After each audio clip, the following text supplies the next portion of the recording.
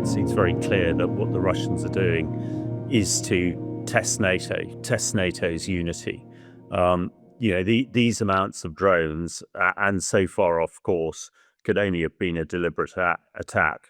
The drones in question are usually pretty accurate. They might vary 10, 100 meters from their target, but actually to be way off course, 10 to 50 kilometers, that means that they must have been designed to go that way.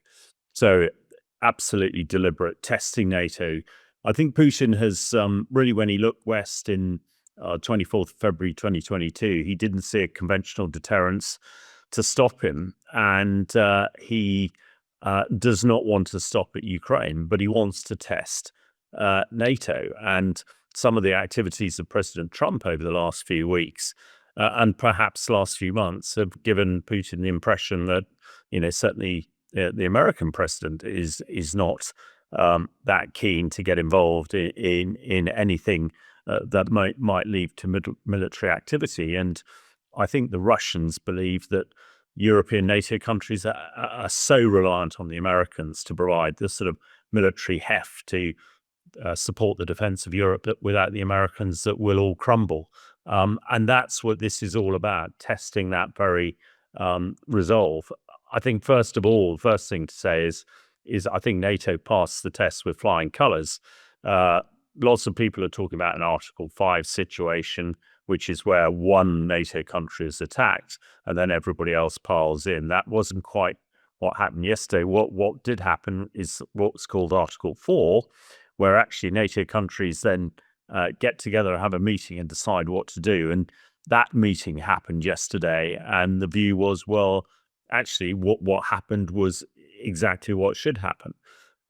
When it comes on to Poland itself, Poland is one of the few countries in Europe that has been really serious about its military for some time. They've been spending 4% plus of their GDP on their military for a number of years, so they are well ahead of the game. Certainly when I was still in the military and working with the Poles, they were very professional, very capable. They have a lot of kit, a bit of a mixture of Western kit and some old Russian kit, tanks, T-72s, etc., but very much focused on Western technology and also Western concept of operations and the way to fight. And they are a very substantial military, army, and air force. And also, the Tusk, their president, the mood music and the rhetoric coming out of Warsaw is very positive.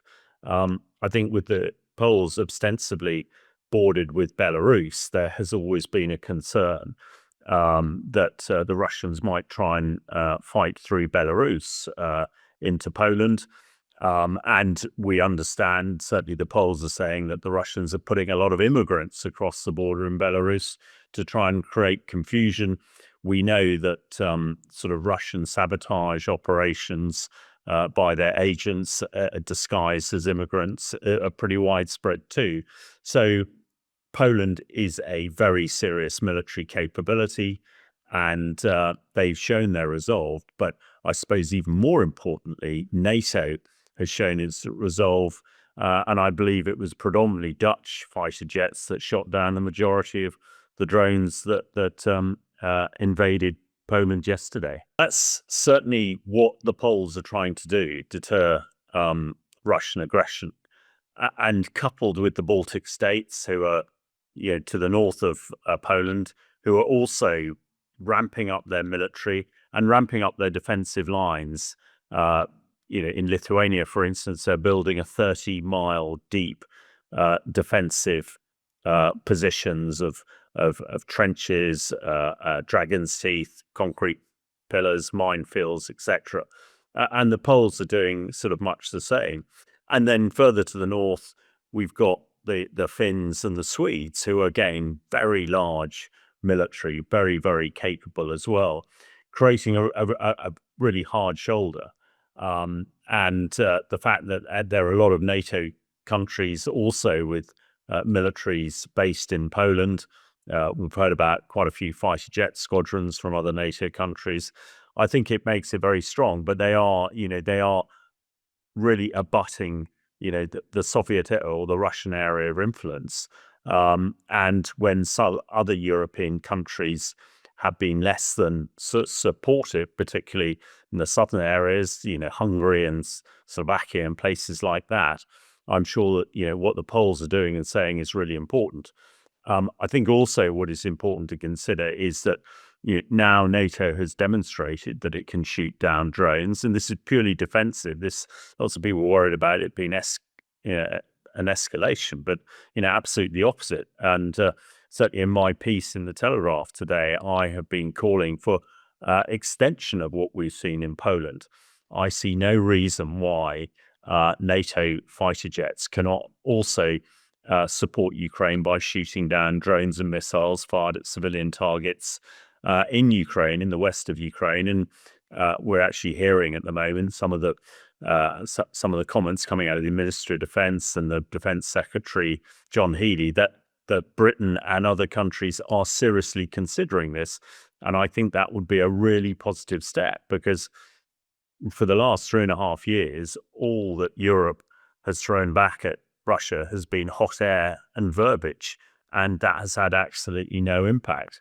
What Putin understands is military might, and if his drones and missiles that are being fired at schools and hospitals in Ukraine are shot down, then that will be a really good thing. And I think we only have to look at when Britain and France, our fighter jets shot down Iranian missiles and drones aimed at Israel. That had a profound effect. So, why are we protecting Israeli schools and hospitals, but we're not protecting Ukrainian ones? And the Ukraine war is far more important to the security of this country, of the UK, than the war in Gaza is. So I would hope we'd focus our efforts here in Europe and make sure that we can ultimately, what everybody wants is peace, but Putin has shown absolutely no desire for peace at all at the moment. And we must force him, if necessary, to come to the negotiation table and have a peace. And with President Trump seeming to have lost interest and now focused on other things, it's very much up to us to do that. But I would hope with President Trump visiting the UK next week and being in London that he will be convinced by the Prime Minister and the King that he needs to enable this as well. But if that's not the case, then we in Europe must do the heavy lifting. I think what he's hoping the first thing he was hoping is that NATO wouldn't respond. But, if all those drones hit their targets that were fired at in Poland, then that might, encourage him to do more. And, it goes back a long way. Unfortunately, the West has been very poor at following through with threats. We go back to the Obama red line in September 2012, when Obama said the use of chemical weapons would cross a red line, and the world would react against President Assad. They didn't. And I think Putin saw that and thought, right, well, if they're not going to react by the massive use of chemical weapons by Assad, then, what are they going to do? And then when he invaded Ukraine on the 24th of February 2022, and we virtually did nothing, same detail, and we were so slow to support Ukraine as well. It's not unsurprising that he sort of got the impression that he can crack on and do what he likes. And I think this is part of it. This is a test. What were we going to do? I mean, thank God Dutch jets did shoot down, and I think it's very important it was Dutch jets, because it shows hopefully that Europe is united in this, is united in the defense of Europe and support to Ukraine. So I think that would have failed. Putin's aim to try and get a non-reaction out of NATO has not happened. What he does next is that is a concern, because one would, if he carries on what he's been doing hitherto, he will up it and fire more missiles and more drones at NATO targets. And that's why I think it's so important that NATO should get on the front foot and actually go, no, we are going to create a no-fly zone, and any Russian or missiles or drones fired west of Kyiv will be shot down by NATO jets. I think that would be a really strong statement. So hopefully this is going to backfire massively on Putin, and hopefully will sow the seed to him that actually peace is the best option in this case.